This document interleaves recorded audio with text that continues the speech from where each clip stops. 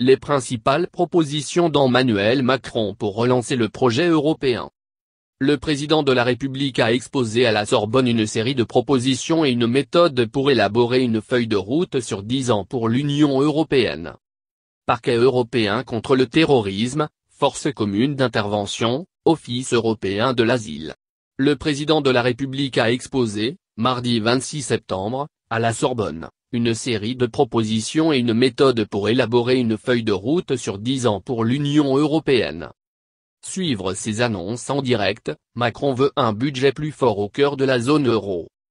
Avant de présenter ses propositions, le président français a établi son diagnostic sur les institutions européennes.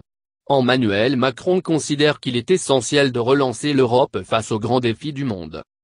L'Europe que nous connaissons est trop faible, trop lente, trop inefficace, mais l'Europe seule peut nous donner une capacité d'action dans le monde face aux grands défis contemporains. Sécurité et défense.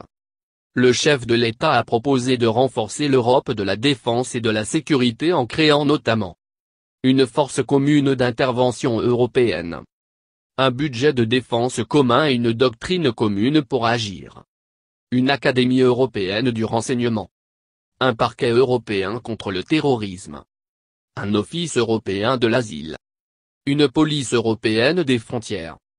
Sur la sécurité, le président a aussi abordé l'aspect écologique, les bouleversements climatiques menacent. Il appelle à la création d'une force européenne de protection civile mettant en commun les moyens de secours et d'intervention pour répondre aux catastrophes de moins en moins naturelles comme les séismes et les inondations. Économie et commerce.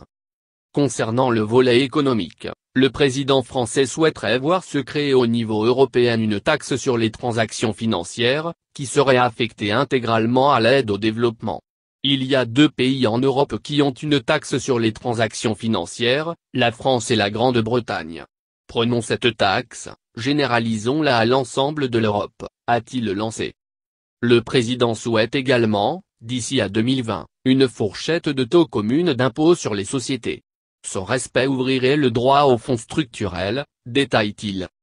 Pour rester concurrentiel à l'échelle mondiale, Emmanuel Macron a abordé la question du renforcement de la zone euro, et la nécessité de créer un budget plus fort au cœur de la zone euro.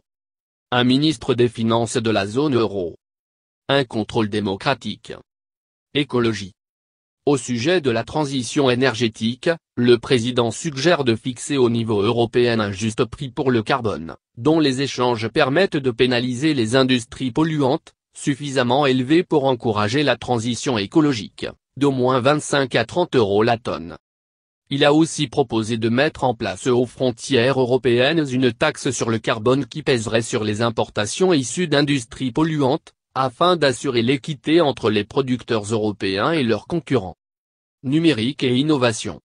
Sur le volet numérique, le président souhaite créer une agence européenne pour l'innovation, capable de financer en commun des champs de recherche nouveaux, comme l'intelligence artificielle. Créons dans les 2 ans une agence européenne pour l'innovation, pour être en position d'innovateur et non de suiveur. Il a cité pour modèle l'agence américaine de recherche militaire DARPA, agence du département de la défense des États-Unis chargée de la recherche et développement des nouvelles technologies, qui dans les années 1970 a été à l'origine de la création d'Internet. Le président veut également créer des champions européens dans la transition numérique.